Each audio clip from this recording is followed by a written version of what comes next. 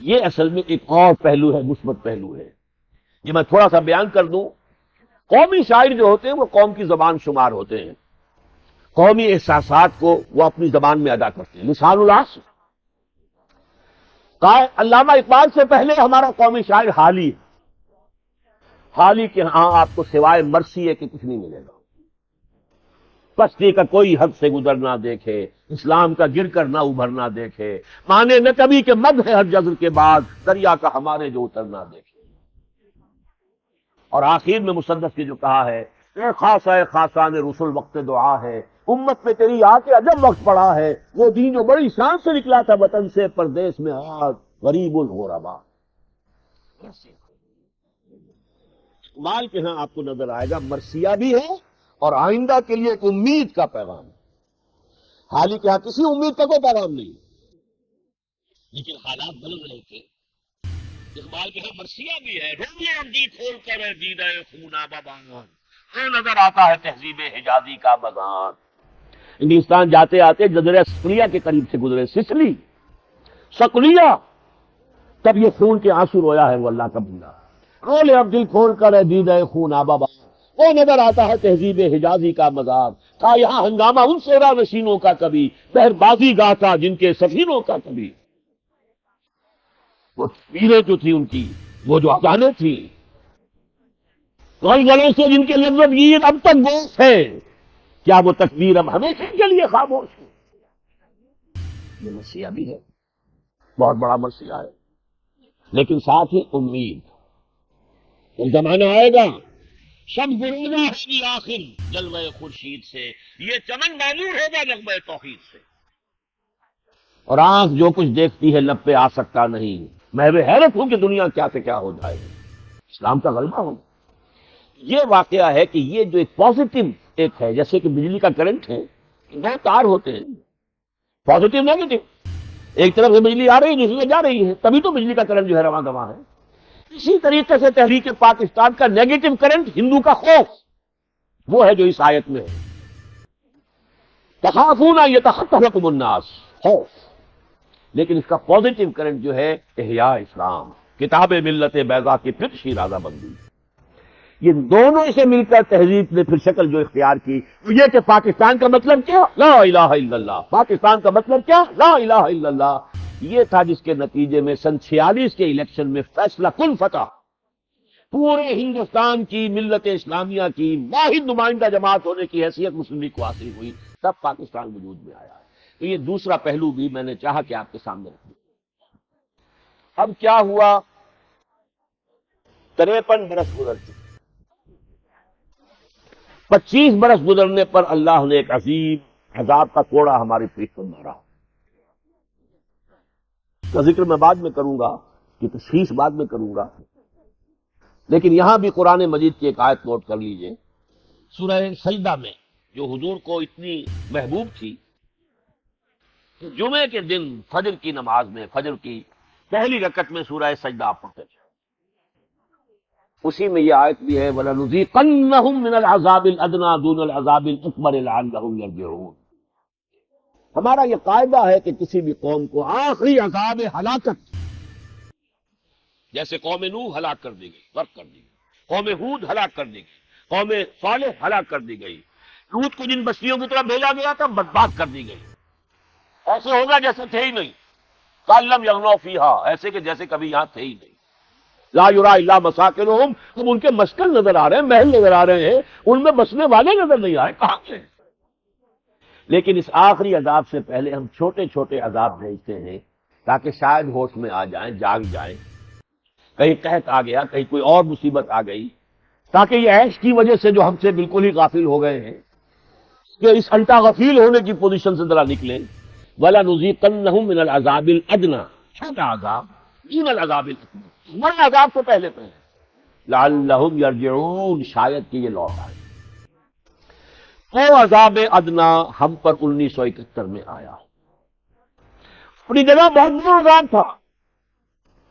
یاد ماضی عذاب ہے یا رب، چھین لے مجھ سے حافظہ میرا. غنیمت اس میں ہے کہ ہم بھول گئے، ورنہ زندہ رہنا مشکل ہو جائے. 93,000 مسلمان ہندو کا قیدی. جس قوم پر 1000 برس حکومت کی. اندرا گاندھی کو یہ کہنے کا موقع ملا we have ایونجڈ our 1000 years defeat. ہم نے 1000 سالہ شکست کا بدلہ چکا لیا. اور یہ کون ہے اندرا گاندھی؟ پنڈت جواہر لال نہرو کی بیٹی، پنڈت موتی لال نہرو کی پوتی. سیکولر گھرانہ، متعصب گھرانہ نہیں، بہت ہی روشن خیال، وسیع القلب.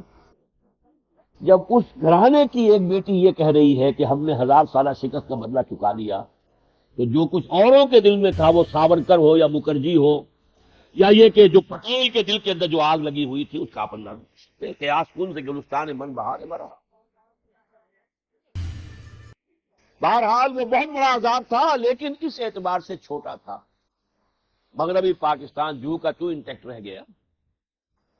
مشرقی پاکستان بھی چلیے قلب ماہیت ہو گئی، بنگلہ دیش بن گیا، لیکن آزاد مسلمان ملک کی حیثیت سے تو آج بھی ہے نا. جب آپ مسلمان ممالک کی گنتی کرتے ہیں تو بنگلہ دیش بھی ہے، شاید اس کی تعداد تو ہم سے بھی زیادہ ہے مسلمانوں نے بنگلہ دیش بھی. لیکن یہ کہ تھا بہت بڑا عذاب. اب اس کو بھی سمجھیے کہ 26 27 28 برس گزر رہے ہیں. مبادا اب وہ آخری اور بڑا عذاب اس حوالے سے کہ پاکستان کی جڑ کٹ جائے، نسیم منسیہ ہو جائے، نقشے پر سے پاکستان کا نام محو ہو جائے. اور یہ انہونی بات نہیں ہے، اچھی طرح سمجھ لیجیے. اس صدی میں 2 عظیم امپائرز نسیم منسیہ ہو گئے. اسی صدی میں، یہی 20ویں صدی، اس کے آغاز میں دی گریٹ آٹومان امپائر، پوری انسانی تاریخ میں رومن امپائر کے بعد یہ آٹومن امپائر تھی، اتنی عظیم امپائر جو 3 براعظموں کا احاطہ کیے ہوئے تھے. یورپ، مشرقی یورپ کا بہت بڑا حصہ، پورا شمالی افریقہ، پورا مغربی ایشیا رومن امپائر کے میں. یا پھر یہ سلطنت عثمانیہ تھی، گریٹ آٹومان امپائر. وہی نہیں. آج کسی کو پوچھیں کہاں ہوتی تھی نقشوں میں، نام و نشان نہیں. اور قریب پر کا واقعہ ہے، دی گریٹ USSR گورنمنٹ. تلاش کرنا پڑے گا کن کن ملکوں پر مشتمل تھی، وہ کہاں تھی USSR، جو ایک وقت میں super power, one of the 2، اور ایک اعتبار سے سپریم پاور. خلا کی تسخیر میں وہ امریکہ سے بہت آگے تھا. امریکہ کانپتا تھا کہ خلا کے تسخیر کے پروگرام کے اعتبار سے بہت آگے نکل چکا، لہذا ڈر تھا. آج اس کا نام و نشان ختم ہو گیا. تو ہم اس کھیت کی مولی ہے. پاکستان کون سی بہت بڑی حقیقت ہے، مانوی طور پر ہے، دنیا کی مشیت کے حوالے سے ہے، لیکن اس وقت ظاہری بات کر رہے ہیں. کتاب چھپی ہے اور 2006 کا نسخہ اسی آپ کے کراچی ہی میں وہ کتاب چھپی ہے، کراچی پیپرز کے نام سے. پیپلز پارٹی کی کارکن ہے، نام بھول رہا ہوں اس وقت، انہوں نے وہ کتاب لکھی ہے اور اس میں ایک کتاب کا حوالہ دیا ہے جو امریکہ میں چھپی ہے، سن 94 یا 92 میں چھپی ہے، کہ سن 2006 میں یہ نسخہ ہوگا پاکستان کا. سب سے عظیم مملکت جو اس میں سے نکلے گی وہ بلوچستان کی ہوگی، ترقی یافتہ ترین اور سب سے زیادہ خوشحال بلوچستان ہوگا. ایک سندھو دیش ہوگا، وہاں انہوں نے نام دیا ہے لیاقت پور کے نام سے، بھی کراچی کے اس کے آس پاس کا ہوگا. اور ایک اور ہوگا جنوبی پاکستان کے عنوان سے. اور اس نے کہا کہ جو نقشہ اس کتاب میں دکھایا گیا تھا، اس کے 2 ہی سال بعد دیکھا کہ جو ملیر کا قلعہ بنایا گیا ہے ان حدود کے مطابق بنایا گیا، تو اس کتاب میں درج ہے. کس نے بنایا؟ کوئی انویزیبل ہینڈ ہے نا. وہ نقشے پہلے کہیں بنے ہوئے ہیں کہ جن کو ایگزیکیوٹ کرنے والے یہاں کوئی ایجنسیاں ہیں، کوئی ان کے نمائندے بیٹھے ہوئے ہیں، بڑے خاموشی سے وہ اپنا کام کرتے چلے جائیں. اور اب تو آپ کو معلوم ہے، کھل کر کہہ دیا الطاف صاحب نے بھی، کہ اگر یہی معاملہ جاری رہا اور مہاجروں کو اسی طریقے سے دیوار کے ساتھ لگا دیا گیا پھر کچھ بھی ہو سکتا ہے. یہ الفاظ کہہ رہے ہیں، کچھ بھی ہو سکتا ہے. کیا بات ہے؟ یہ صورتحال جو ہے وہ سامنے ہے. جو ہماری بدحالی ہے معاشی ہے وہ سامنے، خود خوزیاں اور جس طریقے سے کہ خودکشیاں ہو رہی ہیں. امن و امان کا جو حال ہو گیا ہے، سویلین گورنمنٹ جو ہے ناکام ہو چکی ہے. پنجاب میں بھی دہشت گردی ہے، بڑے زور شور پر ہے. اگر یہاں ناکام ہو گئی سویلین حکومت اور فوج آ گئی تو شاید وہاں بھی آ جائے. یہ آج کی بات ہے، کی کی بات وہ ہو سکتی ہے. بجلی کے واجبات لینے کے لیے فوج کو بلانا پڑ رہا ہے. یعنی ایک مطالبہ یہ تھا کہ فوج کو ڈاؤن سائز کرو، ہم نے اس پر ایک اور طریقے سے عمل کرنا شروع کر دیا ہے، فوج کو ڈاؤن گریڈ کرو. یہ جا کے نیچے پڑے، down grading of the army, یہ اس کا فنکشن نہیں. یہ صورتحال جو ہے، یہ ڈرامہ دکھائے گا کیا سین، پردہ اٹھنے کی منتظر نگاہ. تو آئیے قرآن کی طرف رجوع کریں. ہماری اس پوری صورتحال کا، اس گمبھیر صورتحال کا، اس کا بھی کہیں تذکرہ قرآن مجید میں ہے کہ یہ کیوں ہو گیا ہے. سورہ توبہ کی 3 آیات 75 76 77، اس لیے بتا رہا ہوں کہ جا کر بھی پڑھیے کبھی ان آیات. مدینے میں جو منافقین تھے، اور آپ کو معلوم منافق وہ ہیں جنہیں قرآن کہتا ہے ان المنافقین فی الدرک الاسفل من النار، جہنم کے سب سے نچلے طبقے میں منافق ہوں گے. جن کا حال یہ ہے کہ حضور سے کہا گیا استغفر لہم او لا تستغفر لہم ان تستغفر لہم 70 مرۃ فلن یغفر اللہ لہم. اے نبی برابر ہے، آپ چاہے ان کے لیے استغفار کریں چاہے نہ کریں، اگر آپ کہیں گے تب آپ استغفار کریں گے تب بھی اللہ ان کو معاف نہیں کرے گا. ان سے بڑھ کر بدبختی کا کوئی معاملہ ہو سکتا ہے؟ ان میں سے ایک خاص قسم کے منافقین کا تذکرہ ہو رہا ہے، وَمِنْهُمْ، ان میں سے وہ بھی ہیں من عاہد اللہ، اللہ سے انہوں نے ایک عہد کیا تھا. لئن آتانا من فضلہ، اگر اللہ نے ہمیں اپنے فضل سے نواز دیا، ہمیں غنی کر دیا، دولت دے دی، سرمایہ دے دیا، لنصدقن، خوب صدقہ دیں گے، خیرات کریں گے، ولنکونن من الصالحین، بہت نیک ہو جائیں گے. فلما آتاہم من فضلہ، تو جب اللہ نے انہیں اپنے فضل سے نواز دیا، غنی کر دیا، دولت دے دی، بخلوا بہ، اب اس دولت کے ساتھ بخل کیا، وتولوا، پیٹھ موڑ لی، وہم موردون، اعراض کیا، کنی کترا گئے، بھول گئے کیا وعدہ کیا تھا. یہ وعدہ خلافی جو اللہ سے کی، اس کی سزا کے طور پر تیسری آیت سنیے. فَعَاقَبَهُمْ نِفَاقًا فِي قُلُوبِهِمْ، اللہ نے ان کے دلوں میں نفاق پیدا کر دیا، سزا کے طور پر، عقوبت کے طور پر. فَعَاقَبَهُمْ، عقوبت. فَعَاقَبَهُمْ نِفَاقًا فِي قُلُوبِهِمْ، خاص کی بیماری نفاق کا روگ، جس سے زیادہ مہلک روگ اور کوئی نہیں، وہ ہم نے ان کے دلوں میں پیدا کیا. یہ ہے تشخیص آج ملت اسلامیہ پاکستان کی. ہم نے عہد کیا تھا اور عہد اللہ سے ہم نے نہیں نبھایا. ہم نے وعدے خلافی کی، ہم نے سڑکیں بنائی، ہم نے محل بنائے، ہم نے بہت بڑا قائد اعظم کا بازار بھی بنا دیا، ہم نے بڑے اونچی اونچی جو ہے بلڈنگیں بنا لی، بڑے محل بنا لیے، بڑے کارخانے لگا لیے. امید کہاں ہے بھائی؟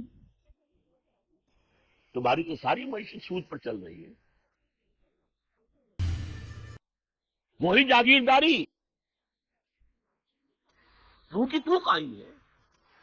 ظلم کی انتہا، خون پسینہ ہاری کا، کسان کا، اور عیاش عیش کر رہا ہے جاگیردار. اس کے بچوں کی تعلیم بھی باہر ہوتی ہے، گرمی کا موسم بھی باہر گزارتے ہیں، لیکن یہ کہ ان کی ساری عیاشی کے لیے کہاں سے سرمایہ ہے؟ سرمایہ داری، جاگیرداری، دونوں داریوں نے اس ملک کے اندر ان کے عوام کو جس طریقے سے کچلا ہوا، جس کو اقبال نے کبھی کہا تھا خواجہ از خون رگے مزدور سازد لال نام، از جفائے دے خدانا کفتے دہقانہ خراب، انقلاب ہے انقلاب. سرمایہ دار نے مزدور کے خون کی، اس کے رگوں میں جو سرخ خون دوڑ رہا تھا، اس سے وہ سرخ شراب کشید کی ہے جو وہ شام کو بیٹھ کر کلب میں یا کہیں اپنے گھر میں جو ہے وہ پی رہا ہے. کہاں سے آئی شراب؟ یہ اس کے کارخانے میں کام کرنے والے مزدور کی رگوں کے اندر دوڑنے والے سرخ خون سے کشید کی گئی.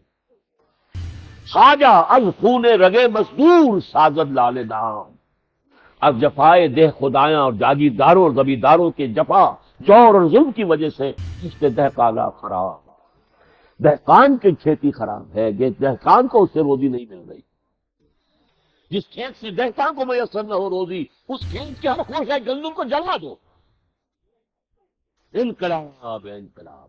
نظام تو وہ چل رہا ہے. آج تک کتاب و سنت کی ٹوٹل بالادستی نہیں آ سکی اس ملک میں.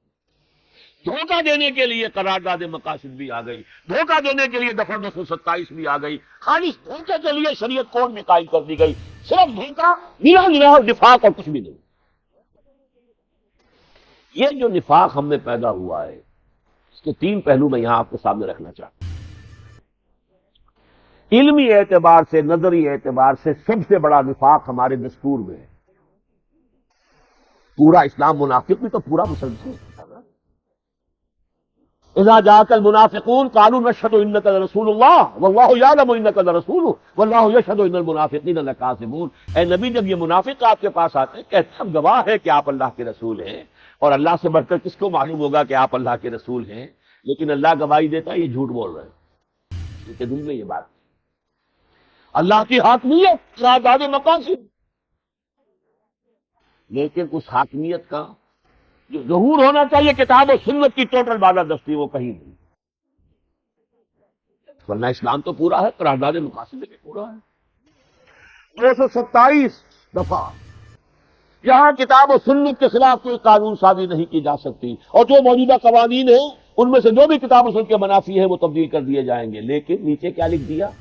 اس پر عمل صرف اس طریقے سے ہوگا کہ کونسل آف اسلامک آئیڈیالوجی غور کرتی رہے گی اور رپورٹیں پیش کرتی رہے گی. آگے کچھ پتہ نہیں ان رپورٹوں کا کیا حشر ہے. وہ رپورٹیں پیش کرتی رہی، انبار لگ گئے. وہ یا تو وزارت قانون کی جو الماریاں ہیں وہ بھر گئی، یا اور متعلقہ وزارتوں میں چلی گئی. کوئی عمل نہیں. بہت بڑا تیر مارا ضیاء فیڈرل شریعت کورٹ کو اختیار ہوگا. اس میں علماء بھی ہوں گے، بڑے چوٹی کے علماء، ہینڈ پکڈ علماء. آخر تقی عثمانی صاحب کا کس نے انتخاب کیا؟ ضیاء الحق نے کیا. پیر کرم شاہ صاحب کا کس نے انتخاب کیا؟ ضیاء الحق صاحب نے کیا. مولانا مودودی کے جو پرائیویٹ سیکرٹری ہوتے تھے ملک غلام علی، ان کا کس نے انتخاب کیا؟ ضیاء الحق نے کیا. واقعی یہ بات ہے، اور اس کو اختیار ہے. اس قانون کو یہ کہہ دے گا کہ وہ کتاب و سنت کے منافی ہے، وہ ختم ہو جائے. کتنا بڑا مومنانہ اعلان. لیکن چپکے سے اس عدالت کو 2 ہتکڑیاں پہنا دی، 2 بیڑیاں ڈال دی. دیکھو دستور پاکستان تمہارے دائرے سے خارج ہے، کوئی بات نہ کرنا اس کے بارے میں. یہ جو جوڈیشل پروسیجرل لاز ہے، ضابطۂ دیوانی، ضابطۂ فوجداری، یہ بھی تمہارے دائرے سے خارج ہے. سب سے بڑھ کر مسلم فیملی لا بھی تمہارے دائرے سے خارج ہے. 10 سال تک مالی معاملات بھی تمہارے دائرے سے خارج ہے. میں نے تقی عثمانی سے کہا تھا، باب جبرائیل کے باہر مجھے مل گئے تھے مدینہ منورہ میں مسجد نبوی کے باہر. اب میں نے کہا تمہیں شرم نہیں آتی؟ اس عدالت کے دن مل کر بیٹھے ہوئے ہو جو آئینی قوانین کے بارے میں بھی فیصلہ نہیں دے سکتی کہ ان میں سے کوئی شے کتاب و سنت کے منافی تو نہیں ہے. کیا لگے میں کیا کروں؟ میں نے تو کئی دفعہ کہا، میں نے چاہا بھائی کہ مجھے فارغ کر دیں. میں نے کہا میں 1 منٹ میں استعفیٰ دے کر شورا سے نکل آیا تھا. مجھے بھی دھوکہ ہوا تھا کہ ضیاء الحق واقعتاً اسلام کی خدمت کرنا چاہتا ہے. وزارت کی تھی وہ میں نے اس کی نفی کر دی تھی، لیکن میں شورا میں تو گیا تھا. تازہ ہو گیا کہ کوئی ارادہ نہیں ہے. ٹھیک ہے، سلام کیا، قالو سلاما، اپنے گھر واپس آ گئے. جانے والے کو کوئی روک سکتا ہے؟ آپ کہیے کہ کم سے کم یہ ہتکڑی نہیں کھلے گی. تم نے ان کو نہیں چھیڑا. فوجی عامر نے ایوب خان نے آ کر جو ہے اس کے اندر دخل اندازی کی، اور دوسرا فوجی عامر اسلام اسلام اسلام کرتا ہوا مر گیا. لیکن یہ کہ وہ قید جو کہ تو قائم ہے، آج بھی قائم ہے. یہ ہے وہ نفاق، کسی ملک کا دستور وہ نفاق کا پرندہ ہو. اب آپ اندازہ کیجیے، قیاس کن گلستان من بہار برا. دوسرا نفاق احادیث نبویہ کے حوالے سے متفقون علیہ روایات بخاری اور مسلم کی. آیت المنافق ثلاث. منافق کی 3 علامتیں ہیں: جب بولے جھوٹ بولے، جب وعدہ کرے خلاف ورزی کرے، کہیں اگر امین بنا لیا جائے تو خیانت کرے. ساری نماز پڑھتا ہو، روزہ رکھتا ہو اور اپنے آپ کو مسلمان سمجھتا ہو، اگر یہ 3 باتیں ہیں تو کٹر منافق. دوسری حدیث یہ ہے کہ 4 چیزیں ایسی ہیں جو اگر چاروں کسی میں ہے تو کٹر منافق، 100% منافق. اور اگر ایک ہے تو اسی نسبت سے نفاق ہے جب تک کہ وہ اس صفت کو ختم نہیں کرتا. 25% منافق، 50% منافق، 75% منافق. تین چیزیں وہی ہیں. اور چوتھی کیا ہے؟ اذا خاصم فجرا، جب کہیں کسی سے اختلاف ہو، جھگڑا ہو، فوراً آپے سے باہر ہو جائے. نہ کنٹرول رہے اپنی زبان پر، نہ کنٹرول رہے اپنے ہاتھوں پر. چاروں چیزوں کو دیکھ لیجئے اپنے معاشرے میں. جو جتنا بڑا ہے اتنا ہی بڑا جھوٹا، جو جتنا بڑا ہے اتنا ہی بڑا وعدہ خلاف. سے میں وعدہ خلافی کا معاملہ میں کیا اس حکومت نے. دو مرتبہ میرے پاس آ کر اپنے وادی کے بعد سمیت کہا کہ ٹھیک ہے 1 سال کے اندر اس سیٹ کو ختم کر دیں گے. وہ تو بس 1.5 سال میں چکا ہے. اس سے بڑی بات اپنے کمیٹی بنائی ہے راجہ فلک صاحب جو سرکردگی، اس کی بھی چھپا کے رکھ لیے کسی کو نظر میں نہ آ جائے. جو جتنا بڑا ہے اتنا بڑا جھوٹا، جو جتنا بڑا ہے اتنا بڑا وعدہ خلاف، جو جتنا بڑا ہے اتنا ہی بڑا غبن کرنے والا. یہ غبن جو ہے اب کروڑوں میں ہوتے ہیں، تو اربوں میں ہوتے ہیں، ملین اور ملین کی باتیں ہوتی ہیں. تو پہلے کوئی خیانت 2-4 یا 2-400 2-4 ہزار کی ہوتی تھی، اب معاملہ ملین کا. یہ نفاق ہے، ہمارے کردار کا دیوالہ نکل گیا ہے. ایک صاحب، ایک یہودی نوجوان تھا جو مسلمان ہو گیا تھا، امریکہ کا، عبداللہ مصطفیٰ نام تھا. یہاں آیا پاکستان آنے سے پہلے وہ تقریباً تمام عالم اسلام میں تھوڑا تھوڑا عرصہ رہتے. انہوں نے مجھ سے کہا جب میں کہاں بھی گیا ہوں، وہ مصر ہو، ترکی ہو اور ممالک ہو، کبھی مجھے اندیشہ نہیں ہوتا تھا کہ میری جیب جو ہے وہ کاٹ لی جائے گی. پاکستان میں مجھے سب سے بڑا اندیشہ اس کا ہوتا. جن لوگوں نے کہا امریکنز نے، ہم جب امریکہ میں ہوتے ہیں کہیں جھوٹ بولنے کا تصور نہیں کر سکتے، کسی چیز کو چھپانا ہے، کوئی کسٹم سے، اس سے کہیں سوال ہی نہیں، ہمارے ہاتھ سے خیال میں بھی نہیں آتا. جیسے ہی پاکستان کی فضا میں ہمارا جہاز داخل ہو جاتا ہے وہ سب جھوٹ ایک دم ہمارے دلوں پر آ جاتا ہے. فضا کے اندر اثر ہے. کیوں ہے؟ یہ اللہ کی وہ سزا ہے. فَعَاقَبَهُمْ نِفَاقًا فِي قُلُوبِهِمْ، اللہ نے ان کے دلوں میں نفاق کر دیا. تیسرا، عذاب الہی کی ایک شکل جو ہے قرآن مجید میں یہ بھی بیان ہوئی ہے، جس کو میں اب نفاق باہمی سے تعبیر کر رہا ہوں. وہ ایک قوم ختم ہوئی، کہاں گئی؟ نور اب اس کو چراغے رخ زیبا لے کر. وہ تحریک پاکستان کے دوران ایک قوم، ایک کلمہ، ایک قرآن، ایک رسول، ایک اللہ، ایک قوم کہاں ہے؟ کہاں ہوتی تھی؟ کیا کہیں اب بھی پائی جاتی ہے؟ قومیتیں، پہلے 4 قومیتوں کا تذکرہ ہوا. پاکستان 4 قومیتوں کی سرزمین. جب 4 ہو سکتی تھی تو 5ویں بھی آ گئی، ہم بھی 5ویں سوال. آج بھی یہ قومیت ہے. یہ کیا سنجد سین ان کی قومیت ہے. 4 صوبے ہیں تو 4 قومیت ہیں. ہمارے پاس صوبہ نہیں ہے تو ہماری کوئی قومیت نہیں. لاڑکانے میں تھا جہاں پریس کانفرنس سے خطاب کر رہا تھا، گڑھ اندرون سندھ، وہاں کچھ لوگ یہ 5ویں قومیت کا کیا سوال پیدا ہوتا. میں نے کہا 4 قومیتوں کا سوال پیدا ہو سکتا تو 5ویں کا کیوں نہ ہو؟ بلکہ آپ تیار رہیے، صدی اور ساتھ آئے گی. یہ گناہ اس کے در شہر شمار نہیں. جب وہ آگا نصم العین نگاہوں سے اوجل ہو گیا، جب وہ اسلام کی برتری کا نصم العین سامنے نہیں رہا، نصب العین ہوتے ہوئے جوڑ کر رکھتے ہیں، نظریات ہوتے ہیں جو افراد کو، قوموں کو مربوط کرتے ہیں، منظم کرتے ہیں، وہ بات ختم ہو گئی. اب تو ہر ایک کو دیکھنا ہے اپنے مفادات، اپنے دنیاوی حقوق، ان کی ٹکراؤ ہے، اس کا منظر نہیں کی جائے. یہ نفاق باہمی ہے. اس کے لیے میں آیت سنا رہا ہوں آپ کو، سورہ انعام کی آیت نمبر 65. اے نبی ان سے کہیے اللہ اس پر قادر ہے ان یبعث علیکم عذابا من فوقکم او من تحت ارجلکم او یلبسکم شیعا ویذیق بعضکم باس بعض. اللہ کو اس پر قدرت حاصل ہے تم پر کوئی عذاب اوپر سے اتار دے، نازل کر دے آسمان سے، یا تمہاری زمین کے تمہارے قدموں تلے سے زمین پھٹ جائے، دھنس جاؤ. اور یا ایک تیسری شکل ہے کہ اللہ کو نہ آسمان کو کوئی تکلیف دینے کی ضرورت، نہ زمین کو کوئی تکلیف دینے کی ضرورت، تمہیں آپس میں گروہوں میں تقسیم کر کے ایک دوسرے سے ٹکرا دے، ایک دوسرے کی طاقت کا مزہ چکھو. یہ بدترین عذاب اس ملک میں آیا کیوں آیا؟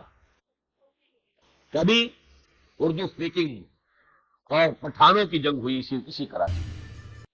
یہ بدترین سزا یہاں آئی ہے، بدترین سزا سب سے پہلے یہاں آئی. کبھی پنجابی اور اردو اسپیکنگ کا جھگڑا ہو رہا ہے. سندھی، اسمارٹ سندھی اور نئے سندھی، ان کے درمیان تو جو کشاکش تھی اس کا تصور کیجیے. صوبائیت ہے، صوبائی اصلیتیں ہے، پونم بن رہا ہے. چھوٹے صوبوں میں ایک رد عمل ہے، اس میں موجودہ حکومت کی ناحکمت اندیشی کو بھی دخل حاصل ہے. انہوں نے غلط اقدامات کیے ہیں، اس میں کوئی شک نہیں. اس طریقے سے ارتکاز حکومت جو ہے پورا کا پورا اختیار خود اپنی ذات میں اور اپنے خاندان میں اور پھر پنجاب میں. یہ ہے وہ کون؟ اوپر نواز شریف اور نیچے شریف خاندان اور نیچے پنجاب. ظاہر بات ہے رد عمل ہوتا ہے، for every action there is an equal and opposite reaction. یہ ہوگا لیکن نیچرل ہے، طبیعی ہے. لیکن یہ ڈرامہ دکھائے گا کیا سین؟ جیسا کہ میں عرض کر چکا، دیکھیے کیونکہ یہ ہے سرزمین وہ کہ جہاں سے میں نے بات شروع کی تھی. اصل پاکستان بنانے والے مائنورٹی پروونسز کے لوگ تھے. پنجاب میں تو آخری وقت تک یونٹس گورنمنٹ تھی، سرحد میں آخری وقت تک کانگریس کی حکومت تھی. یہاں تو اگر مسلم لیگ کی حکومت تھی تو لے دے کے سندھ میں تھی صرف. اور آج اصل سندھی، پرانا سندھی، اسمارٹ سندھی جو ہے وہ اسی طریقے سے پاکستان کو ہاتھ جوڑنے کے لیے تیار ہے کہ میں بعد آیا محبت سے اٹھا لو پاندان اپنا، جیسے کہ بنگالی مسلمان نے ہاتھ اٹھا دیے تھے، لے آؤ اپنا پاندان. حالانکہ مسلم لیگ کی جائے ولادت ڈھاکہ 1906 میں جائے ولادت ڈھاکہ ہے جہاں مسلم لیگ کا پیدائش ہوئی، جہاں سب سے طویل عرصے تک مسلم لیگ کی حکومت رہی. حالانکہ وہاں مسلمان اسی طرح کی میجورٹی تھی، 55 اور 45 کا انداز تھا جیسا کہ پنجاب تھا. طویل ترین عرصے تک مسلم لیگ کی وہاں پر حکومت رہی.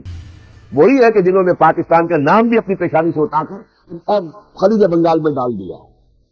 پاکستان کا نہیں، وقتی طور پر تو رد عمل اتنا شدید تھا انہوں نے اسلام سے استعفیٰ دے دیا تھا.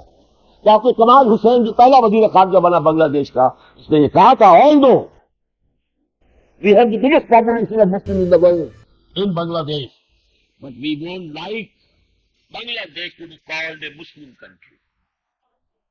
یہ ڈاکٹر کمال حسین کا بیان تھا بنگلہ دیش کے خلاف. ہم مسلمان ملک ہونے کی حیثیت سے تاریخ ہی نہیں ہونا چاہتے. یہ رد عمل معلوم ہوگا. سب سے بڑے امین تو آپ ہیں جو یہاں آباد ہیں. سب سے بڑا کاسموپولیٹن شہر تو یہ ہے، چھوٹا پاکستان تو یہ ہے.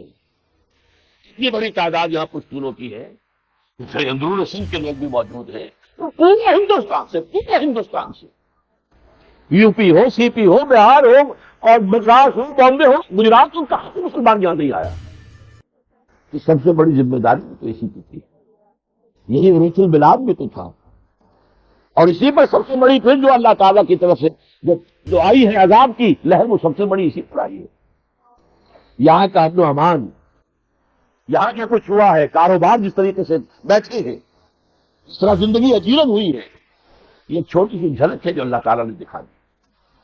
ہو سکتا ہے بڑے پیمانے پر یہی کچھ آنے والا ہو. پاکستان کی پوری تصویر کو وفاق باہمی کی بدترین شکل 71 میں سامنے آ گئی تھی. وفاق باہمی کا نہیں، مسلم قومیت کی بجائے بنگلہ قومیت، لسانی قومیت، بنگلہ بھاشا، بنگلہ قومیت. بنگلہ دیش میں سندھی زبان، سندھی نیشنلزم، سندھو دیش جو ہے لوگ اب بھی ہے، موجود ہے. بعض اسباب سے چیزیں جو ہے دبی ہوئی ہیں، لیکن آج دبی ہوئی سمجھ آج بجھی ہوئی نہیں جاتی. حکومت میں اس طریقے سے ایکٹیو ہو کر وہ عناصر سامنے آئے ہیں، معلوم ہوا کہ انہیں دمکے ہوئے تھے، بیٹھے ہوئے. سارے معاملات کس نے ظلم کیا، کس نے کس کی حق غلطی کی، یہ میں بحث نہیں کر رہا. میری کتاب موجود ہے. یہ عمل اور رد عمل کا سلسلہ ہے. سب سے پہلے برا نہ مانیے، باہر سے آنے والوں سے غلطی ہوئی تھی جنہوں نے یہاں سندھی ثقافت کا مذاق اڑایا. سادہ ثقافت تھی، سادہ تہذیب تھی، دیہاتی انداز تھی. ہم تھے تہذیب و تمدن کے مراکز سے آئے تھے، صاحب زبان تھے، ہم نے مذاق اڑایا. رد عمل پیدا ہوا، سوائل کا کانسیپٹ پیدا ہوا. ہمیں اب اپنی پڑھنی، ہمارے داخلے بچوں کو نہیں مل رہے، وہ کیا کریں گے؟ ہمارے لیے ملازمت کوٹے کے حوالے سے نہیں جو ہے دروازے بند ہو رہے ہیں، بہت بڑی تعداد میں ایکسپورٹس ہو گیا، لوگ باہر ایکسپورٹ کر دیے گئے، لیکن کب تک؟ باہر کی مارکیٹ بھی سیچوریٹ ہو گئی۔ یہ سارے عمل در عمل رد عمل کی جو ہے ایک سرکل ہے جو چلا ہے، لیکن یہ ہے کہ اینڈ ریزلٹ کیا ہے؟ وہ تو یہ ہے کہ وہ ایک قوم کا تصور، ایک اللہ، ایک رسول، ایک کلمہ، ایک کعبہ، ایک قرآن، ایک قوم۔ اس پوری صورتحال پر ابھی قرآن مجید کا تبصرہ دیکھیے۔ یہ بھی سورہ اعراف کی آیات 175 176۔ وَاتْلُ عَلَيْهِمْ نَبَأَ الَّذِي آتَيْنَاهُ آیَاتِنَا، اے نبی ان کو ذرا اس شخص کا حال سنائیے جسے ہم نے اپنی آیات بتا دی تھی۔ اور یہاں آیات سے مراد کرامات۔ بنی اسرائیل میں بلعام بن باورا ایک شخص تھا، بڑا عابد اور زاہد، بہت بڑا عالم۔ جیسے جنات میں ایک بہت بڑا عالم، بہت عابد اور زاہد تھا، عزازیل نامی، لہذا فرشتوں میں شامل ہو گیا، معلم الملکوت کہلاتا ہے۔ لیکن اس نے سرکابی کی، ابا واستکبر وکان من الکافرین، وہ ہے اب ابلیس ہمیشہ کے لیے۔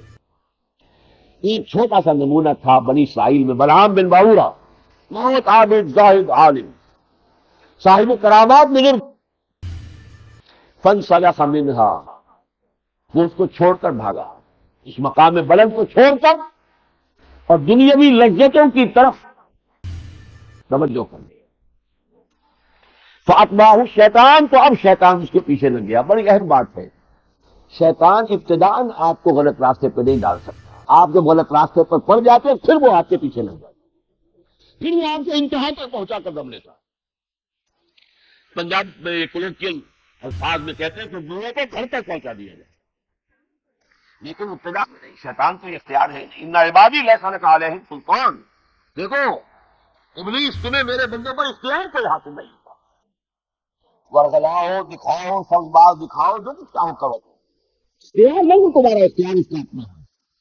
تو اپنے اختیار سے تمہارے پیچھے کرے تو پھر جو چاہو لے جاؤ، جس بابو میں چاہو جوڑ دو، جس گڑے میں چاہو جا کے ڈال دو، لیکن اس وقت سوچ کیا۔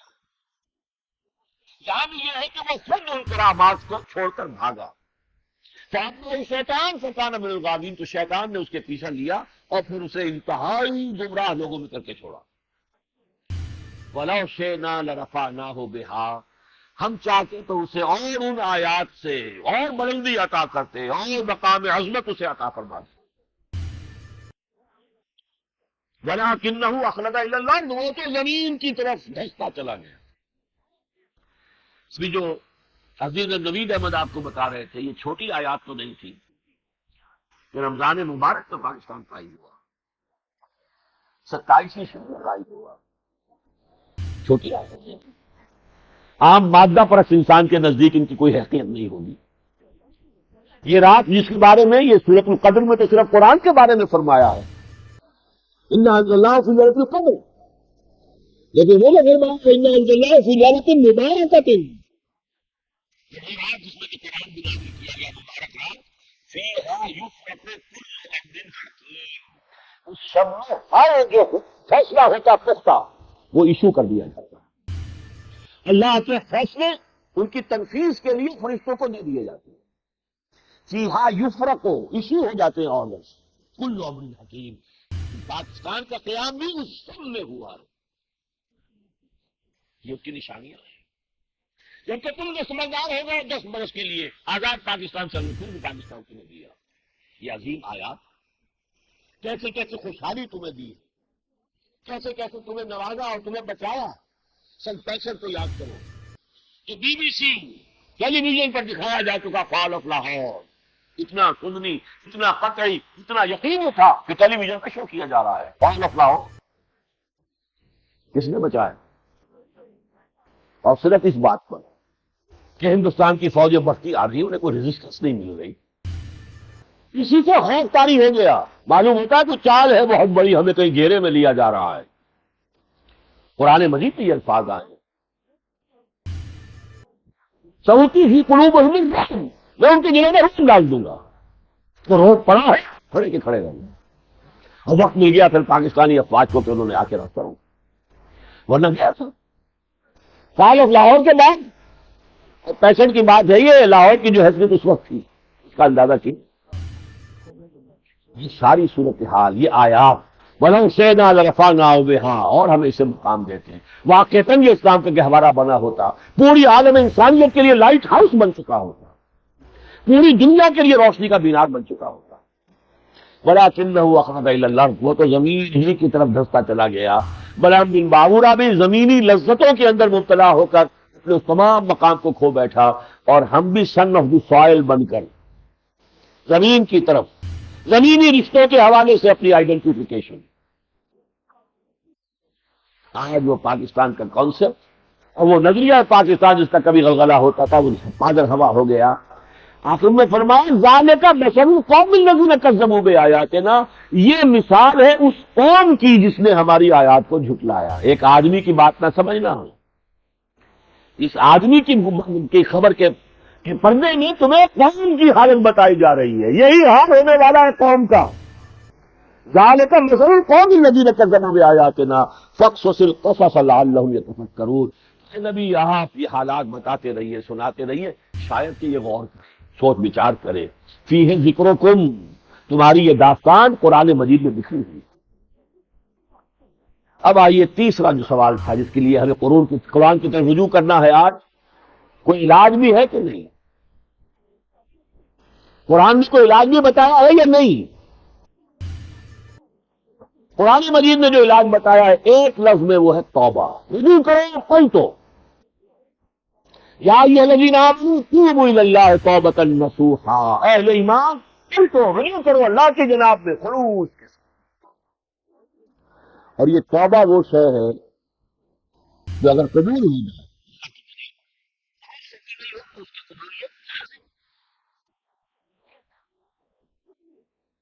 اور پھر وہ سارے کے سارے گناہوں کے اوپر پانی پھیر دیتی ہے.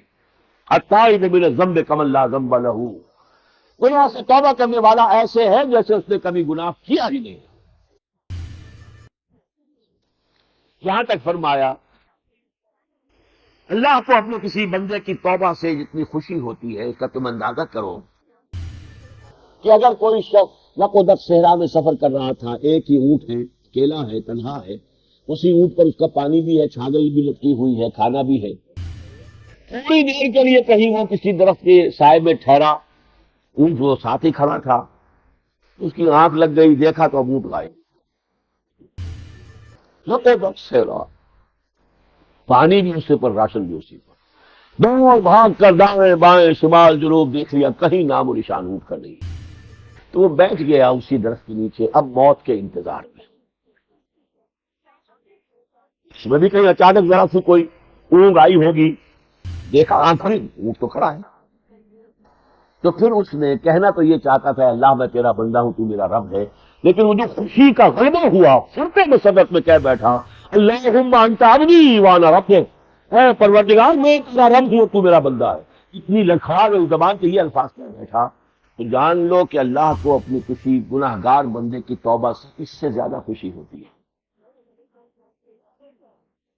لیکن وہ توبہ ہو خلوص کے ساتھ، دھوکے کی توبہ نہ ہو، توبہ کی تصویر سے توبہ نہیں ہوتی،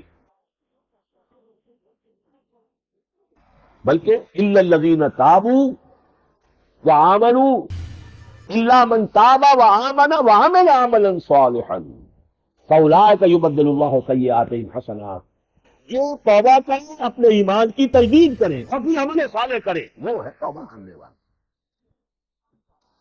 ومن تاب وعمل صالحا فإنه يتوب إلى الله متابا، جو توبہ کرے عمل درست کر لے اپنا، وہ ہے کہ جو توبہ کرتا ہے.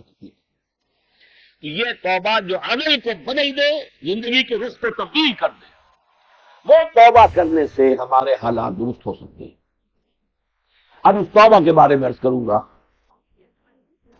انفرادی گناہوں کی توبہ انفرادی سطح پر ہو جائے گی. اجتماعی گناہوں کی توبہ جب تک اجتماعی توبہ نہیں ہوگی اس کی سزا سے نہیں بچ سکتی. اور یہ بھی نوٹ کر لیجئے، میری یہ کتاب ہے مسلمان موجودہ اور سابقہ مسلمان امتوں کا ماضی حال اور مستقبل، اس کا ایک باب ہے عذاب الہی. قرآن مجید میں عذاب الہی کے بارے میں جو مباحث آئے ہیں. اجتماعی سزا اس دنیا میں دی جاتی ہے، آخرت کی سزا انفرادی ہے. کلہم آتی ہے یوم القیامت فردا، ہر شخص قیامت کے دن آئے گا خود کی حیثیت سے، حساب کتاب ہوگا انڈیویجول بیسس پر، سزا و جزا کے فیصلے ہوں گے انڈیویجول بیسس پر، لیکن دنیا میں اجتماعی گناہوں کی سزا دنیا میں نہیں کی۔ اسی کو اقبال نے بھی کہا ہے بہت خوبصورت انداز میں، فطرت افراد سے اغماض بھی کر لیتی ہے، نہیں کرتی کبھی ملت کے گناہوں کو معاف۔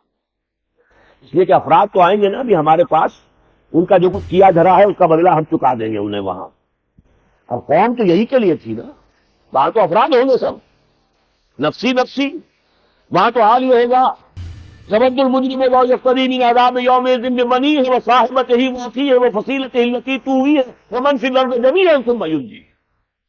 آدمی چاہے گا مجھ سے میرے بیٹے لے لو جھونک دو جہنم میں، میری اولاد لے لو، میرے ماں باپ لے لو، میری جورو لے لو، میرا پورا خاندان لے لو، میری پوری قوم، تمام انسانوں کو جھونک دو، مجھے بچا، نفسی نفسی۔ یوم یفر المرء من اخیہ وامہ وابیہ وصاحبتہ وبنیہ لکل امرئ منہم یومئذ شأن یغنیہ۔ انفرادی سطح پر تو وہاں معاملہ ہوگا، اجتماعی یہاں ہوتا ہے۔ لہذا اجتماعی توبہ کے تقاضے کچھ اور ہیں اور انفرادی توبہ کے تقاضے کچھ اور ہیں، لیکن انفرادی توبہ ہی سے اجتماعی توبہ کے لیے امکان پیدا ہوگا۔ یعنی پہلے تو نمبر ایک ہم میں سے ہر فرد طے کرے جس معاملے میں بھی مجھے اختیار حاصل ہے کہ میں عمل کر سکوں دین کے مطابق، اس پر تو کرنا ہی کرنا ہے، لازماً کرنا ہے۔ اگر اب تک کوتاہی ہوئی ہے تو اللہ معاف فرما دے، آئندہ نہیں کروں، لیکن اس کی شرح میں کروں گا تو ذرا آپ گھبرا جائیں گے۔ دیکھیے بہت بڑا گناہ ہے، بہت بڑا گناہ ہے سود۔ ایک ہے عوامی سود، پورا نظام ہمارا سودی معیشت پر ہے، تو ہر سانس کے ساتھ بھی سود جا رہا ہے اور ہر گندم کے دانے کے ساتھ بھی سود جا رہا ہے۔ اس سے تو میں اور آپ اس وقت تک نہیں بچ سکتے جب تک کہ سود کا اس اجتماعی سطح پر استحصال نہ ہو جائے۔ یہ انڈائریکٹ ہے سود جو جا رہا ہے۔ حضور نے اسے دخان یا غبار سے تعبیر کیا ہے کہ ایک وقت آئے گا جیسے ہوا کے اندر بس سسپینشن ہو جاتی ہے، تو آپ کو زندہ رہنے کے لیے سانس تو لینا ہی ہے نا، تو جو سانس لیں گے تو اندر جو ہے غبار جائے گا۔ ایک یہ ہے کہ آپ نے خود سودی معاملہ کیا، سود پر رقم قرض لے کر بڑا مکان بنایا، چھوٹے میں بھی زندگی گزر سکتی تھی، زندگی یوں بھی گزر ہی جاتی، کیوں تیرا راہ گزر یاد آئے۔ یہ تو آپ نے اپنے اختیار سے کیا، اٹس یور چوائس۔ حکومت نے تو کوئی آپ پر ذمہ داری نہیں لگائی تھی، تو آپ کا لالچ ہے۔ چھوٹے کاروبار وسیع کرنے کے لیے آپ نے سود پر قرضہ لیا، چھوٹے کاروبار سے بھی 2 وقت کی روٹی تو مل جاتی، وہ ملتی ہے، 1 وقت کی مل جاتی ہے، لیکن تم نے بتایا اپنے مساعد نے کھلایا، سود کی بنیاد پر کھلایا، یا تم نے رکھ دیا ہے یہ فکس ڈپازٹ اور کھائے جا رہے ہیں بیٹھے ہوئے، یہ تو تمہارا اپنا چوائس ہے، یہ کوئی نظام کی وجہ سے نہیں ہے۔ جہاں بھی آپ کا اختیار ہے اس کو ترک کرنا لازم ہے، اگر یہ ترک نہیں کرتے تو آپ مجرم ہیں، اگلی بات کا فائدہ کوئی نہیں۔ ایک وہ سود ہے جس سے میں اور آپ بچ ہی نہیں سکتے، اس میں تو عذر ہوگا، اس کا علاج تو ہوگا اجتماعی توبہ کے ذریعے سے۔ انفرادی توبہ کا تقاضا یہ ہے کہ یہ کام تو میں آج ہی کروں، مجھے اپنا مکان بیچ کر چھوٹے کسی مکان میں رہنا پڑے تو آئیے۔ آخر جن کی جھوپڑی میں زندگی گزرتی ہے، زندگی ان کی بھی گزر جاتی ہے، اور جو محلوں میں رہتے ہیں وہ بھی ہمیشہ نہیں رہتے، مرنا انہیں بھی پڑتا ہے۔ کیا امریکہ میں کتنی دفعہ جا کے آپ آپریشن کرا لیں، وہ موت جو ہے آخر شاہ حسین کو بھی آئی گئی ہے، وہ شاہ فاٹ کو بھی آئی جائے گی، آج نہیں تو کل آنی آنی ہے۔ کوئی محل کوئی قلعہ جو ہے وہ موت کا دروازہ نہیں روک سکتا، زندگی ہی بھی گزر ہی جاتی۔ اسی طرح پردہ، ستر اور حجاب، کوئی قانون اس ملک میں ابھی تک ایسا نہیں بنا ہے کہ جس نے آپ کو پابند کیا ہو کہ برقع اتار کے پھینک دو، لیکن آپ نے اتارا کیسے اتارا؟ ایسے بھی ملک ہے اس وقت موجود، مسلمان ملک ہے، یہاں برقع تو کیا اسکارف پہننے کی اجازت نہیں ہے، ترکی میں قانون ہے، یہ ایک مرد میں برقع اتار دیا گیا قانوناً، انگریزی لباس لازم کر دیا گیا قانوناً، عربی میں اذان ممنوع کر دی گئی قانوناً، لیکن ہندوستان میں تو ایسا کبھی نہیں ہوا، پاکستان میں تو نہیں ہوا. یہاں تو شکل ہوئی ہے کہ جس کے پاس 2 پیسے ہو گئے دھوکہ اتار کے اس نے پھینک دیا. غالباً یہ تو غربت کی علامت. اسی شہر کراچی میں یہ 15 سال پرانی بات بتا رہا ہوں، ہمارا دفتر بھی ایک ہی ہوتا تھا، چھوٹا سا جو اب بھی ہے، بنس روڈ پر. میں اس دفتر میں بیٹھا ہوا تھا، 2 نوجوان آئے میرے پاس. آئے تھے مراد آباد سے، روئے ہیں دھاڑے مار مار کر کہ ہم اپنی پھوپھی ذات بہن کی شادی میں شرکت کے لیے آئے تھے. 2 باتیں دیکھ کر ہمارے پاؤں تلے سے زمین نکل گئی. پردہ نام کی شے تو پاکستان میں نہیں تھی. نمبر 2، پانی کی طرح پیسہ بہتا دیکھا ہے ہم نے اس شادی میں، جبکہ وہ کوئی ہمارے پھوپھا جو ہے کوئی زیادہ اونچے طبقے کے آدمی تھی. پانی کی طرح پیسہ بہ رہا شادی کے اندر. جبکہ ہمارا حال یہ ہے، جب وہاں کی ایجوکیشن پالیسی بدل گئی، ہندی ہی زبان ہو گئی، ہم مسلمان چاہتے تھے کہ اپنے طور پہ مکتب کھول لیں تاکہ اردو میں انہیں کچھ قرآن بھی پڑھا دیا جائے، کچھ اردو سکھا دی جائے. ہمارے پاس پیسے نہیں ہے کہ ہم مکتب کھول سکیں. اپنے ملی تشخص کو برقرار رکھنے کے لیے ابتدائی تعلیمی ادارے قائم کرنے کے لیے پیسے نہیں ہے، اور یہاں شادیوں کے اندر پیسے باہر جائیں دھاڑے مار کر. یہ حال ہے، یہ واقعہ میں بیان کر رہا ہوں، میرے ساتھ پیش آنے والا واقعہ. تو پہلا کام یہ ہے کہ اپنی معاشرت میں، اپنی معیشت میں جو چاہے غلط ہے کیا کریں. توبہ کا تقاضا مرین یہ ہوگا، اسٹاپ کوئی پھر اسٹاپ. اللہ جو ہو گیا معاف فرما دے، آئندہ نہیں ہو. یہ توبہ آپ نہیں کرتے تو آگے کی مرحلے کی باتیں تو پھر بہت دور کی بات ہے. یہ ہے فرسٹ اسٹیپ. اب اجتماعی توبہ کی طرف قدم بڑھے گا. ایسے لوگ مل جل کر ایک طاقت بنے. اکیلا مار کھا جائے گا، جڑ کر طاقت بن جائیں گے تو اس کی کامیابی کی توقع ہوگی. وہ بوڑھے باپ نے جو اپنے بچوں کو سبق پڑھانے کے لیے کہا تھا، وہ لکڑیوں کا گٹھا لایا گیا، وہ چھپڑیوں کا، ایک ایک کو تو توڑ دیا، ایک کو ذرا باندھ دو، توڑو اب نہیں ٹوٹ. یہ سمجھ دیا تھا کہ اگر تم جمع رہو گے تو کوئی دشمن تم پر غالب نہیں آ سکے گا، اور اگر تم علیحدہ ہو گے تو دشمن ایک ایک کر کے تمہیں کھا جائے گا. جب تک جمعیت علیکم بالجماع لا اسلام الا بالجماع، جماعت کی شکل ایسے لوگ جو توبہ کر چکے ہیں، ورنہ بھیڑ جمع کرنے سے یہ کام نہیں ہوگا.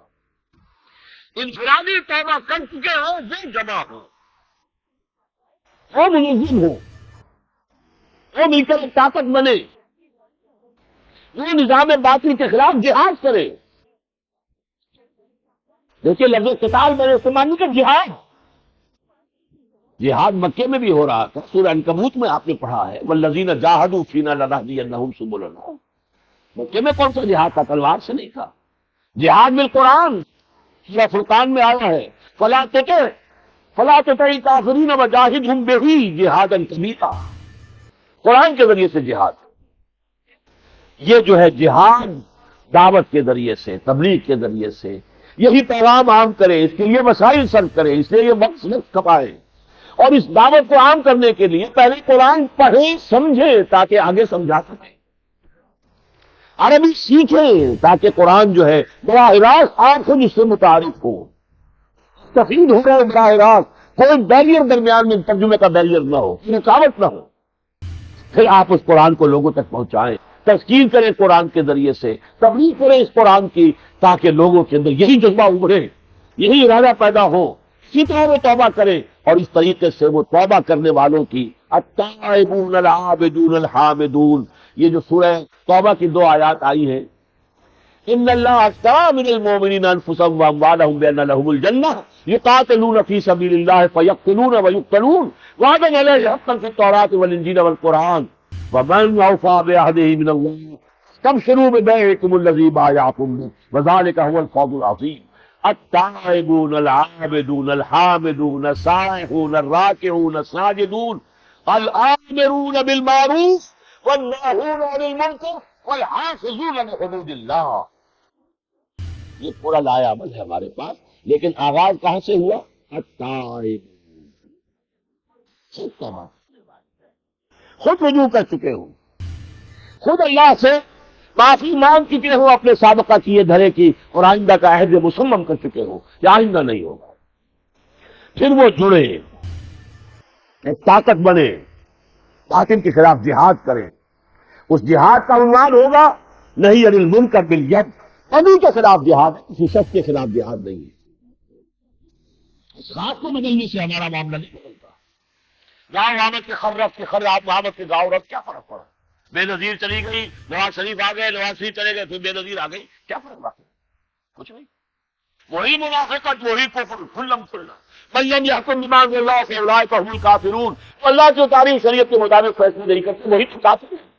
اولئک هم الظالمون، وہی تو مشرک ہیں. اولئک هم الفاسقون، وہی تو ہیں باغی. یہ سارے فتوے ہمارے اوپر جو کی تو لگ رہے ہیں. ان حوالوں سے یہ نہیں عن المنکر بالید، قوت کے ساتھ. لیکن یہ مرحلہ کب آئے گا؟ جبکہ معتدل تعداد میں لوگ جمع ہو چکے ہوں. یہ تائبون، ایک دو سے تو بات نہیں بنے گی نا.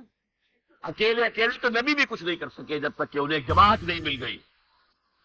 حضرت موسیٰ، حضرت ہارون، دو نبی موجود ہیں، لیکن قوم نے کوڑا جواب دے دیا. فَاذْهَبْ أَنْتَ وَرَبُّكَ فَقَاتِلَا إِنَّا هَاهُنَا قَاعِدُونَ. وہی تاریخ رک گئی، پروسیس رک گیا. جب تک یہ جماعت رہو، لوٹن میں نہ ہو. یہ ہے عمل اجتماعی توبہ کا.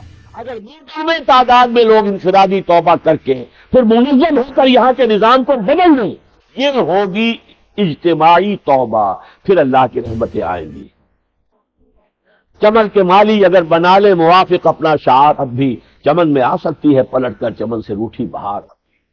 اللہ کی وہی نعمتیں، اللہ کے وہی احسانات، اللہ کی وہی مدد، اللہ کی وہی نصرت. فَآوَاكُمْ وَأَيَّدَكُمْ بِنَصْرِهِ وَرَزَقَكُمْ مِنَ الطَّيِّبَاتِ. یہ دوبارہ لوٹ کر آتی. اس کے سوا کوئی راستہ موجود نہیں. رات ہی میں تقریر کر رہا تھا لاڈی میں. سب سے بڑی غلطی یہ 50 برس کیوں گزر گئے. اس کا الزام واقعہ یہ ہے کہ میں نہ قائد اعظم کو دیتا ہوں نہ اس وقت کی مسلم لیگ کو دیتا ہوں. انہوں نے ملک ملا دیا، یہی بہت بڑی بات، بہت بڑی بات تھی، بہت بڑی بات. اس وقت کی ملت اسلامیہ ہندیہ کے 2/3 کو ہندو اکثریت کے دباؤ سے بچا لیا. اب تو آپ کے ہاتھ میں ہے نا معاملہ، آپ کی اکثریت. آپ اگر چاہتے کچھ کیا ہو جاتا. اگر نہیں کیا ہے تو پھر مجرم ہم ہیں. ایک ایک فرد مجرم. جو چلے گئے وہ بھی مجرم تھے، جو ہیں وہ بھی مجرم. لیکن ان مجرموں میں کچھ لوگ ہوئے ہیں جنہوں نے بہت بڑا جرم کیا. اور یہ جرم کیا ہے؟ جنہوں نے اسلام کے نفاذ کے لیے انتخابات کا راستہ اختیار کیا. تم ہٹو، ہم آئیں گے، ہم اسلام لائیں گے.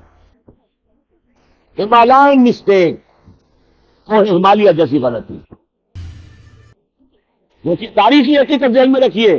جب تک جماعت اسلامی پولیٹیکل پارٹی نہیں تھی، کسی الیکشن میں نہیں آئی تھی، مولانا مودودی حالانکہ تحریک پاکستان میں پاکستان کی تحریک کا ساتھ نہیں دیا تھا. یہ ہلکے سے ہلکا لفظ میں استعمال کر رہا ہوں. انہوں نے تنقیدیں بھی کی تھی، مخالفت بھی کی تھی، کم سے کم یہ کے ساتھ نہیں دیا تھا.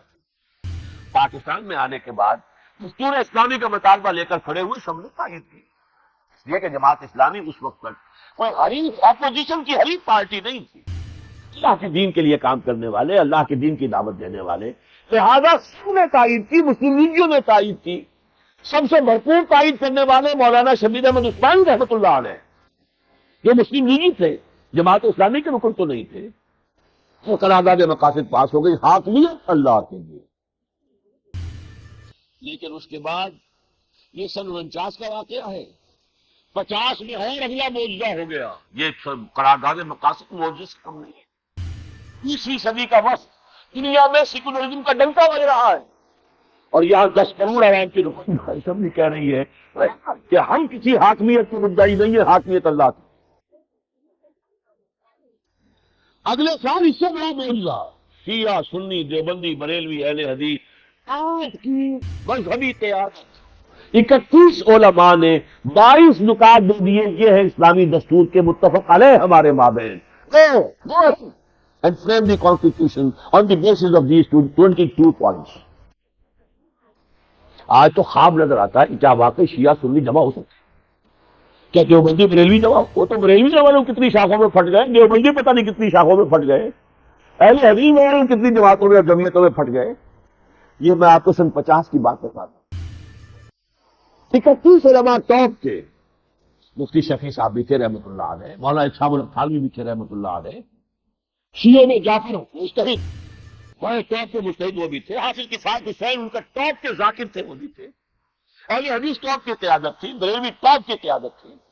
یہ سب کے سب لوگ 51 میں جماعت اسلامی نے انتخابات میں چھلانگ لگائی اور اب دین کو قومی مسئلہ نہیں، پارٹی ایشو بنا دیا. ظاہر بات تو دوسری پارٹی مخالفت کرے گی، یہ تو آپ کا بات ایشو ہے. اس کے حوالے سے آپ اختلاف مقدمہ کرنا چاہتے ہیں. بہت بڑی بدنصیبی ہے. دیکھیے میں نیت پر حملہ نہیں کر رہا، کیا ہے خلوص کے ساتھ، نیک نیت کے ساتھ. بہت سادہ سی بات نظر آئی، اگر اسلام کے نام پر لوگ ہمیں ووٹ دے دیں، اکثریت ہو جائے، ہماری حکومت بن جائے، ہم اسلام کی نافذ کریں گے، قانون بنا دیں گے، سمپل. لیکن دھوکہ تھا، غلطی ہو گئی. اور پھر اس میں جس کو کہتے ہیں adding oil to fuel to fire, اب آپ نے جو اس آگ کے اندر اور جلتی پر وہ تیل جھونکا، وہ کیا؟ پہلے تو جماعت اسلامی اکیلی تھی، اب یہ جے یو آئی بھی آ گئی ہے اسلام کے نام پر ووٹ مانگنے والی، جے یو پی بھی آ گئی ہے، یہ اہل حدیث بھی آ گئے ہیں. تو وہ اسلام جو ہے وہ 4-5 حصوں میں تقسیم ہو گیا. اور لازمی اس کا منطقی نتیجہ یہ تھا کہ ہر حصے سے کہنا پڑا ہمارا اسلام اصلی ہے، باقی سب نقلی ہے. وہاں سے وہ فرقے وارانہ چپکلش جو ہے اس میں شدت پیدا ہوئی، اور جو بھی اسلام کے بریقات تھے ان کے ووٹ تقسیم ہو گئے. اور راج کرے گا خالصہ، اور کرے نہ کوئی. یہاں جو ڈنکا بجا وہ سیکولر پارٹیز کا بجا. یہ ہے المیہ ہمارا عملی جگہ میدان میں. اس کا حل اب کیا ہے، جس کی آپ نے اخبارات میں بھی اشتہار پڑھا ہوگا. دیکھیے ایک میری آپ سے بات ہے انفرادی سطح، انفرادی توبہ نمبر 1، اور پھر اس کو اجتماعی توبہ تک پہنچانے کے لیے ہر سے داعی بننے کا فیصلہ کر لیں. دعوت لوگوں تک اس پیغام کو پہنچانا ہے تاکہ ہماری تعداد بڑھے. اب تائبون 4 ہوگے تو بات نہیں ہوگی، 200-400 سے بھی بات نہیں ہوگی، 2-4 لاکھ ہو تائبون جنہوں نے توبہ کی. التائبون العابدون الحامدون السائحون الراکعون الساجدون الآمرون بالمعروف والناہون عن المنکر والحافظون لحدود اللہ. داعی بننے کے لیے ظاہر بات ہے کہ آپ کو اتنی عربی تو سیکھیے، جو پڑھے لکھے لوگ ہیں، نوجوان ہیں، کم سے کم وہ تو کریں، علم کریں. اتنی عربی کے قرآن مجید صحیح پڑھ سکتے ہوں، قرآن مجید کا مفہوم سمجھ سکتے ہو، آگے بیان کر سکتے ہو. ہمارا جو میڈیم آف دعوت ہے وہ تو یہی قرآن، اسی کے ذریعے سے ہمیں لوگوں کو بلانا ہے. فذکر بالقرآن من یخاف وعید، تذکیر کرنی ہے، نصیحت کرنی ہے، انذار کرنا ہے، تبشیر کرنی ہے، سب قرآن سے کرنا ہے. اس کے لیے تو جیسا کہ ابھی آپ کے سامنے آیا ہے، اور میں نے اس وقت بھی عرض کیا تھا، یہاں جو حضرات جمع ہوتے رہے 6 گھنٹے رات کے انہوں نے گزارے، قرآن مجید کی کا ترجمہ پورا سنا ہے. تو میں تو امید نہیں تھا کہ کم سے کم 50 تو یہاں سے ویسے لوگ نکلیں گے. جو یہ 1 سال وہ بھی بتا دیا گیا، 1 سال بھی نہیں، 10 مہینے. کل سے کلاس شروع ہو رہی ہے اور نومبر کے آخر میں ختم ہو جائے گی. ادھر جنوری گیا، ادھر سے دسمبر نکالیے، 10 مہینے زندگی میں سے نکالیے. برا نہ مانیے، یہ بھی ہو سکتا ہے کسی ایکسیڈنٹ میں کوئی ایسی آپ کو ہو جائے، چوٹ لگے کہ 1 سال تک چارپائی پر پڑے گے. کیا نہیں گزرتے لوگوں کے ساتھ اس طرح سے؟ یہ کیسے بھی بڑی بات، کیا پتا کہ میری اور آپ کی موت سروں پر منڈائی رہی ہے. کوئی ہمارے پاس ضمانت ہے کہ ابھی 20 سال یا 10 سال یا 50 سال اور جیتے ہیں؟ باقی سارے کاموں کو ملتوی کر دیجیے، اس کام کو مقدم سمجھیے. یہ کل ہی سے شروع ہو رہا ہے، کل ہی آئی ہے. وہاں پر ابتدائی خطاب بھی میرا ہی ہوگا، صبح 8 بجے قرآن اکیڈمی، خیابان راحت، فیز 6، ڈیفنس ہاؤسنگ سوسائٹی میں. طے کریں 10 مہینے نکال لیں اپنی زندگی کے لیے تاکہ ہم کفارہ ادا کریں. ہم نے اپنی زندگی میں سب کچھ پڑھ لیا، عربی نہیں پڑھی، قرآن نہیں پڑھ سکتے، کیا جواب دیں گے اللہ؟ انگریزی اتنی بڑی کہ انگریزوں کو پڑھا دیں. آج بھی آپ جائیے ہندوستان میں، کتنے پاکستانی ہیں جو وہاں کے لڑکوں کو انگریزی پڑھاتے ہیں ہندوستان میں. اتنی عربی نہ پڑھ سکتے کہ قرآن مجید کو براہ راست سمجھ، کیا جواب دیں گے اللہ؟ پہلا خود توبہ، پھر داعی بننے کے لیے یہ تقاضے پورے کرنے ہوں گے، پھر اجتماعی توبہ کے لیے امر بالمعروف نہی عن المنکر اور نہی عن المنکر بالید. اس پروگرام پر تنظیم اسلامی تو عمل پیرا ہے. ہمارا قافلہ ابھی مختصر ہے، ہمیں کوئی پرواہ نہیں. میری زندگی کی کشتی جو ہے کنارے پر لگا چاہتی ہے، مجھے کوئی تشویش نہیں. میں نے اپنی زندگی سن 1965 کے بعد سے لے کر آج تک کسی کام میں لگائی، یہی کام کی ہے، یا قرآن کا پڑھنا پڑھانا سیکھنا سکھانا، یا یہ ایک ایسی جماعت فدائین کی تیار کرنا منظم ہو، توبہ کر چکے ہو اور ملزم ہو، تاکہ تن من دھن اللہ کے دین کو غالب کرنے کی جد و جہد کے اندر کھپا دیں اور لگا دیں. میں نے اپنی زندگی لگا دی ہے. اب اگر یہ قافلہ بڑھے گا، اگر اللہ کو منظور ہوگا اور یہ قافلہ بڑھے گا، لوگوں کا رجوع ہوگا، انشاءاللہ اگلا قدم یہ اٹھائیں گے. لیکن یہ کہ اسی دوران میں خیال آیا کہ مجھے ایمرجنسی کا بڑا احساس ہے. پاکستان کے حالات میں مجھے اندیشہ ہے وہ عذاب اکبر جو ہے وہ کہیں سر پر آ نہ چکا. فَفِرُّوا إِلَى اللَّهِ، دوڑو اب اللہ کی طرف. کہتا چل کر جانا. حدیث میں آتا ہے میرا بندہ اگر میری طرف چل کر آتا ہے میں اس کی طرف دوڑ کر آتا ہوں. میرا بندہ اگر بارش بناتا ہے میں ہاتھ بڑھاتا ہوں. میرا بندہ میرا ذکر اگر اپنے دل میں کرتا ہوں میں اپنے دل میں اسے یاد کرتا ہوں. میرا بندہ کسی محفل میں میرا ذکر کرتا ہے تو میں اس سے کئی بہتر محفل میں، ملائکہ مقربین کی محفل میں اس کا ذکر کرتا ہوں. تو میں نے یہاں دوڑنے کا لفظ استعمال کیا، سورہ زاریات میں دو دفعہ. اللہ کی طرف، اب اس طرف چلنے کا نہیں ہے. دوڑو زمانہ چال قیامت کی چل گیا. کیا حشر ہوگا، کیا حالات ہوگے. کچھ ہوگا انفرادی طور پر، جو ہوگا وہ ہوگا. یوں سمجھیے کہ مسلم انڈیا کی 100 ایئرز کی تاریخ زیرو ہو جائے. 1906 میں مسلم لیگ قائم ہوئی تھی. 2006 کی وہ کتاب کا جس کا میں نے حوالہ دیا نقشہ ہے. بلکنائزیشن پوری ہو چکے گی اس ملک کی. اس وقت بخروں میں تقسیم ہو چکا ہوگا. پاکستان نشیہ منسیہ ہو چکا. اللہ نہ کرے کہ ایسا ہو. اس ارجنسی کی وجہ سے آپ نے دیکھا ہوگا اخبارات میں بھی اشتہار میں نے شائع کیا ہے، خالص دینی اور مذہبی جماعتوں کا ایک اتحاد. بدقسمتی سے ابھی تک تمام دینی جماعتوں نے جو کام کیے وہ دو طرح کے کیے. یا انتخابات میں خود حصہ لیا، ہمیں ووٹ دو ہم اسلام لائیں گے، اگر ہماری حکومت ہوگی اسلام لے آئیں گے. اور یا یہ ہے کہ کسی بھی حکومت کو گرانے کے لیے سیکولر جماعتوں کے ساتھ مل کر تحریک چلائیں. اس میں اصل طاقت ہوتی تھی مذہبی لوگوں کی. اس لیے کہ علماء ان کے تو ہر ہفتے جلسے ہوتے. کسی سیاسی جماعت کو چھوٹا سا جلسہ کرنے کے لیے کتنے پاپڑ بیلنے پڑتے ہیں. یہاں ہر جامع مسجد میں جمعہ جو ہو رہا ہے جلسہ. اب یہاں جو بات پہنچ رہی ہے کسی اور کے پاس تو اٹھائیں گے. لہٰذا جب عوامی تحریک چلی ہے، چاہے وہ ایوب خان کے خلاف تھی چاہے وہ بھٹو کے خلاف تھی، اس میں حرام رفتہ دینی جماعت تھی. نتیجہ کیا نکلتا تھا؟ ایوب خان سے بھٹو صاحب برآمد ہو گئے. شروع میں دو آ رہے تھے، باشانی اور بھٹو. بھٹو باشانی بھائی بھائی. وہ بعد میں باشانی تو کھڑا گیا، بھٹو آ گیا. ملک دو رخت ہو گیا پاکستان میں. بچے خوشے پاکستان میں بھٹو صاحب آ گئے. پھر بھٹو کے خلاف تحریک چلائی، نظام مصطفیٰ تحریک. بھٹو صاحب تو گئے، ماشاء اللہ صاحب تشریف لے آئے. 11 برس اسلام اسلام اسلام کی رٹ لگاتے ہوئے. اور دستور کے اندر پرندہ جو منافقت کا ہے اس میں ایک اور منافقت کا اضافہ کر کے وہ بھی چلتے بنے. پہلے کوئی کم منافقت نہیں تھی، فیڈرل سید کوڈ کی منافقت کا اور اس میں اضافہ کیا، وہ بھی چلتے بنے. وہ گئے تو اب کیا ہے، خرامت کے گاؤں رفت کے گاؤں آمد کے خرف. یا گاؤں آئی اور وہ گدھا گیا، یا گدھا آ گیا، یا گاؤں گائے چلی گئی. اس سے نکل کر صرف دینی جماعتوں کا ایک انقلابی اسلامی متحدہ محاذ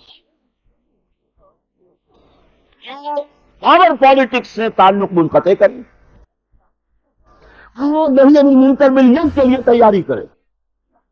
لیکن تیاری کے لیے پہلے وہ مرحلہ ہوگا دعوت کا. تو آپ نے پڑھا ہوگا وہ اشتہار جو ہے، بلکہ یہ ہینڈ بل شاید یہاں بھی تقسیم ہوگا. اس کے اندر یہ سارا دیا گیا ہے کہ اقتدار کی کشاکش سے کنارہ کش رہتے ہوئے کسی شخص یا جماعت کو ہٹاؤ نہیں بلکہ اسلام لاؤ کی عوامی تحریک چلائی جائے. اور اس کے لیے خالص قرآنی نہج عمل یعنی دعوت الی الخیر، امر بالمعروف نہی عن المنکر. سورہ آل عمران کی آیت نمبر 104، وَلْتَکُن مِّنکُمْ أُمَّةٌ یدعون الی الخیر ویأمرون بالمعروف وینہون عن المنکر. اس پر عمل کیا جائے، دعوت. اور موقعی قوت حاصل ہونے پر بموجب فرمان نبوی نہی عن المنکر بالید کے ضمن میں پھر امن مظاہروں